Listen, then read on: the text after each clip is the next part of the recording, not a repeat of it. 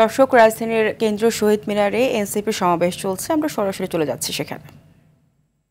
এছাড়া প্রাকৃতিক সম্পদের স্থানীয় জনগণের ন্যায্য হিস্সা নিশ্চিত করা হবে। আমরা বেপরোয়া অবৈধভাবে কয়লা, গ্যাস, পাথর, খনিজ সম্পদের অনুসন্ধান ও নিঃসরণ নিয়ন্ত্রণ কমাবো এবং সকল প্রাকৃতিক সম্পদ উত্তোলনে জাতীয় স্বার্থের সুরক্ষার ভিত্তিতে আন্তর্জাতিক চুক্তি পুনর্বিন্যাস করব। সমুদ্র সীমা ও এক্সক্লুসিভ ইকোনমিক জোনে মৎস্য ও খনিজ সম্পদের টেকসই ব্যবহার নিশ্চিত করতে আধুনিক প্রযুক্তির প্রসার ঘটাবো। আমাদের 20তম দাবিটি দফাটি হচ্ছে নগরায়ণ, পরিবহন, আবাসন পরিকল্পনা। অপরিকল্পিত নগরায়ণের ফলে আমাদের শহরগুলো বসবাসের অযোগ্য হয়ে গিয়েছে। আমরা রাজধানী সহ শহরগুলোতে নদী ও খাল কেন্দ্রিক নগর ব্যবস্থাপনা এবং সমন্বিত উচ্চগতির গণপরিবহনমুখী ও নিরাপদ যাতায়াত ব্যবস্থা গড়ে তুলব। বায়ু দূষণ মোকাবেলা, সুপেয় পানির সুব্যবস্থা, বর্জ্য ব্যবস্থাপনার আধুনিকায়ন, খাল দখলকৃত জমি উদ্ধার ও জনপরিসর তৈরি করব।